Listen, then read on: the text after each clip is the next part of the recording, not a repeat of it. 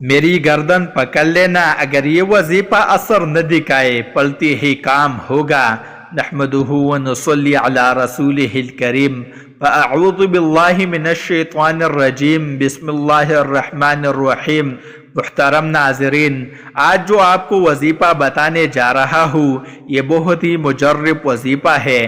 یہ وظیفہ 20ویں پارے میں ہے۔ یہ بہت ہی خاص وظیفہ ہے۔ 20ویں پارے کا آغاز سورہ نمل سے ہوتا ہے۔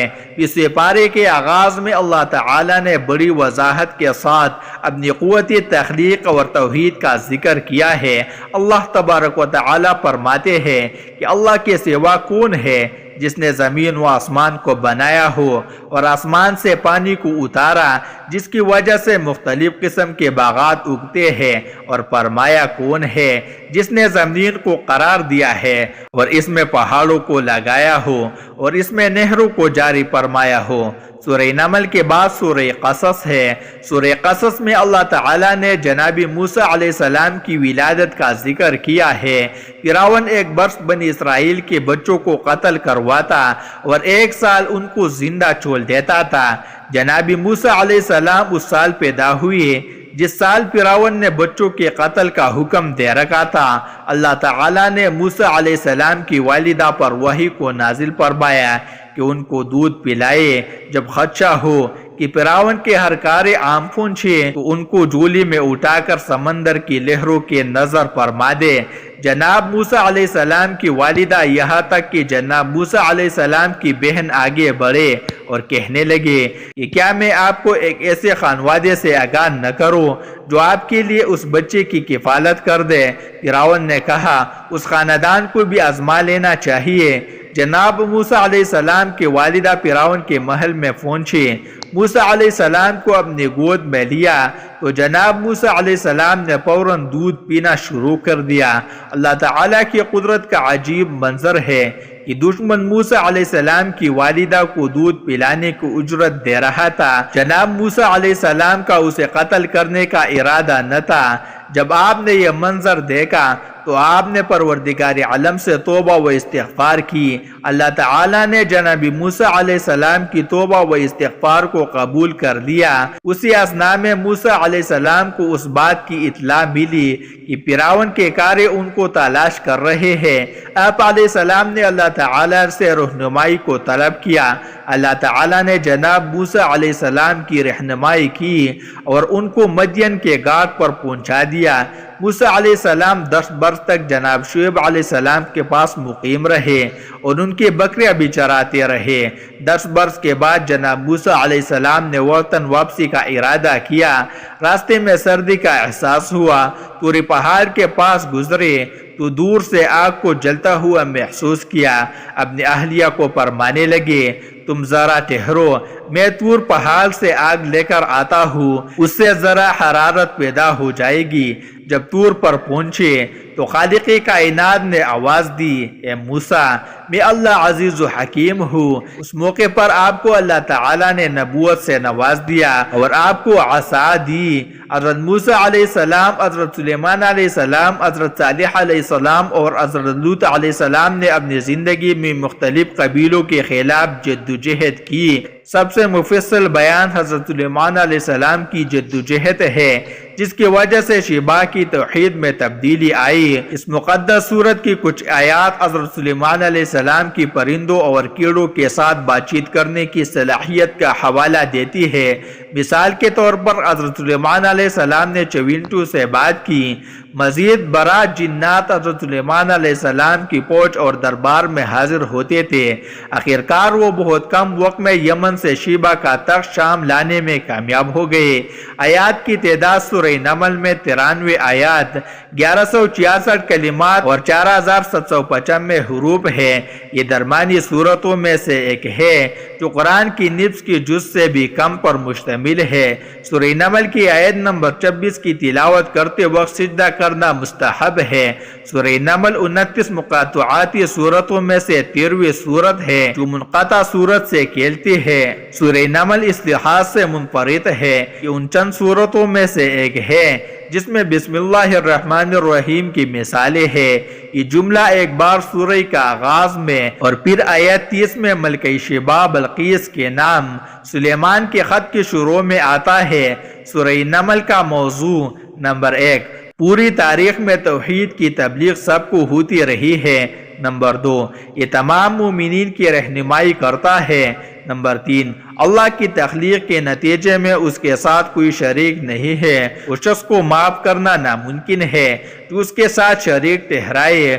اس صورت میں ہم شرک کے ساتھ کام کر رہے ہیں۔ نمبر 4، اللہ سے بڑھ کر کوئی علم والا نہیں اور علم میں سے اس سے بڑھ کر کوئی نہیں ہو سکتا۔ نمبر 5، اللہ کو نہ ماننے والوں کو کبھی معاف نہیں کیا جائے گا۔ نمبر 6، اس صورت میں اللہ تعالیٰ نے انسانیت کو خبردار کیا ہے کہ بلا تاخیر اللہ کو اپنا خالق مان لے ورنہ قیامت کے دن ان کو سزا دی جائے گی۔ نمبر 7، آیت نمبر 18 کے مطابق وادی النمل اس صورت کا نام ہے جو ان نمل یعنی چوینٹوں کی کہانی بیان کرتی ہے۔ قصہ حضرت موسیٰ علیہ السلام سے شروع ہوتا ہے۔ مزید برائے 4 الہی انبیاء یعنی موسیٰ علیہ السلام، حضرت صالح علیہ السلام، حضرت لوط اور حضرت سلیمان علیہ السلام کے درمیان جہد و جہد کو بیان کرتا ہے۔ اس میں حضرت موسیٰ علیہ السلام کے 9 معجزات کا ذکر ہے جو انہوں نے طائروں اور اس کے قوم کو دکھائے، اور حضرت سلیمان علیہ السلام کا ملکہ شیبہ کے ساتھ واقعہ۔ مزید اس صورت میں حضرت سلیمان علیہ السلام کی چوینٹوں اور پرندوں سے گفتگو کرنے کا قصہ بیان کیا گیا ہے۔ جنوں کے جنگ میں شریک کی ایک کہانی بھی ہے۔ جب یہ صورت نازل ہوئی تو اللہ کی مخلوق کی قدرت پر کوئی یقین نہیں تھا۔ وحی کا دور، موضوع اور اسلوب دونوں درمیانی مکی صورت کی صورتوں سے بہت ملتی جلتے ہیں۔ قرآن کی مکی صورت جس کی روایت بھی تصدیق کرتے ہیں، ابن عباس اور جابر بن زید کہتے ہیں کہ پہلے سورہ شورى آئی، اس کے بعد سورہ نمل اور پھر قصص آئی۔ سورہ نمل کے فائدے اور اہمیت۔ نمبر 1، اس سورت کا نام چوینٹیوں اور جانوروں کے زبانی سمجھنے والے حضرت سلیمان علیہ السلام کے درمیان ہونے والی گفتگو سے لیا گیا۔ نمبر 2، ہرن کے کال پر سورہ نمل انسان کو سانپوں سے بچانے کے لیے کہا گیا ہے، لہٰذا جو کوئی اپنے گھر میں سورت رکھے گا اسے سانپوں سے خطرہ نہیں ہوگا۔ نمبر 3، اس سورت کو پڑھنے سے آپ کو 10 گنا ثواب ملے گا، جتنا کہ حضرت سلیمان علیہ السلام، حضرت لوط، حضرت صالح اور حضرت ابراہیم علیہ السلام نے اس کی تلاوت کی۔ سورت کی فضیلت امام صادق علیہ السلام سے شروع ہونے والی روایت کا اعلان ہے۔ جو شخص جمعہ کی رات میں 3 سورتوں کے لیے تلاوت کرے گا جن کا آغاز طٰ سین یا نون سے ہوتا ہے، سورہ شورى، سورہ نمل اور قصاص، تو وہ اللہ کے دوستوں میں سے ہوگا اور اس کے قریب ہوگا، اس کے فضل اور حمایت میں شامل ہوگی اگر وہ اپنے مذہبی فرائض کو خلوصی نیت سے ادا کرے۔ سورہ نمل لوگوں کو دین اسلام میں شامل ہونے کی ترغیب دینے کے لیے بنائی گئی تھی۔ اس میں قبول کرنے والوں کے لیے فوائد اور نہ ماننے والوں کے لیے سزاؤں کی وضاحت کی گئی ہے۔ جو لوگ اسلام قبول کرنے کا انتخاب کرتے ہیں انہیں انعام دیا جائے گا، جبکہ جو لوگ ثبوت چاہتے ہیں اور اسے نہیں پاتے انہیں ایک بار معجزہ دیکھنے کا دوسرا موقع نہیں دیا جائے گا۔ اب ہم وظیفے کی طرف چلتے ہیں۔ اول آخر 11 دفعہ درود شریف پڑھنا ہے۔ درود ابراہیمی پڑھ لیں یا کوئی اور درود پاک بھی پڑھ سکتے ہیں جو آپ کو یاد ہو۔ ایک مرتبہ میرے ساتھ بھی پڑھ لیں تاکہ ثواب ہو۔ اللہم صلی علی محمد وعلی آل محمد کما صلیت علی ابراہیم وعلی آل ابراہیم انک حمید مجید۔ اللہم بارک علی محمد وعلی آل محمد کما بارکت علی ابراہیم وعلی آل ابراہیم انک حمید مجید۔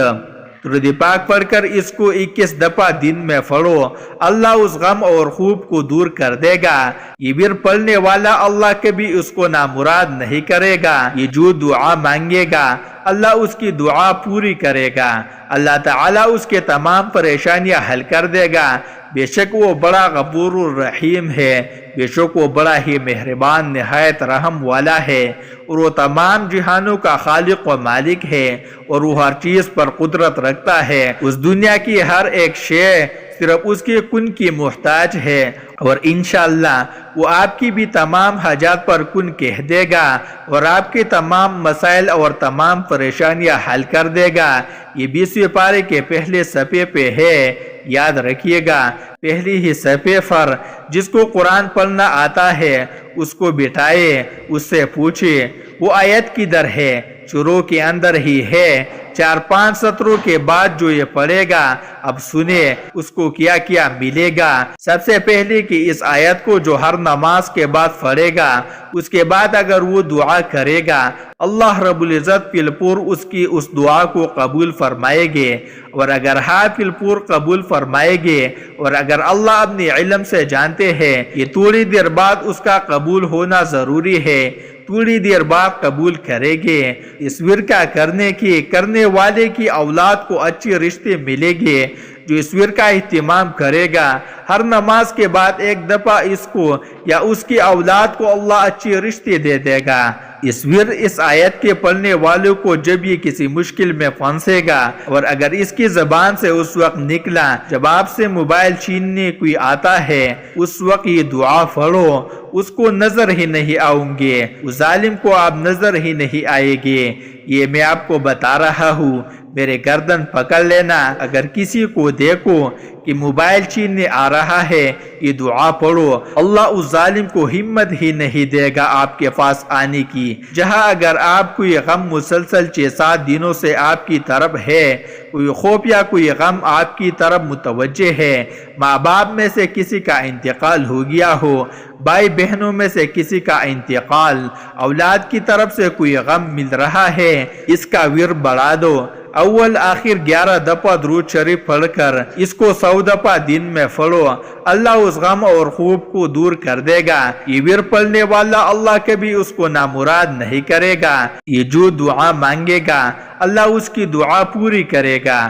درود پاک پڑھنے کے بعد 21 مرتبہ یہ آیت پڑھ لے۔ بسم اللہ الرحمن الرحیم، امن یجیب المضطر اذا دعاہ ویکشف السوء ویجعلکم خلفاء الارض اِلہ مع اللہ قلیلا ما تذکرون۔ ترجمہ کنز العرفان، یا وہ بہتر جو مجبور کی فریاد سنتا ہے جب اسے پکارے اور برائی ٹال دیتا ہے، اور تمہیں زمین کا وارث کرتا ہے کہ اللہ کے ساتھ کوئی اور معبود ہے، تم بہت ہی کم نصیحت حاصل کرتے ہو۔ جب 21 مرتبہ یہ آیت پڑھ لے تو اس کے بعد پھر وہی درود پاک پڑھ لے جو وظیفے سے پہلے پڑھا تھا، اور اتنی مرتبہ ہی پڑھنا ہے جتنی دفعہ پہلے پڑھا تھا۔ یہ پڑھنے کے بعد اللہ تعالیٰ سے اپنی حاجت کے لیے دعا مانگ لے، انشاءاللہ وہ آپ کی تمام حاجتیں پورا کر دے گا۔ ناظرین، گزارش ہے کہ اللہ تعالیٰ کے 99 ناموں میں سے کوئی ایک نام کمنٹس میں بالکل ضرور شیئر کرے۔ اللہ ہم سب کا حامی و ناصر ہو، آمین ثم آمین برحمتک یا ارحم الراحمین۔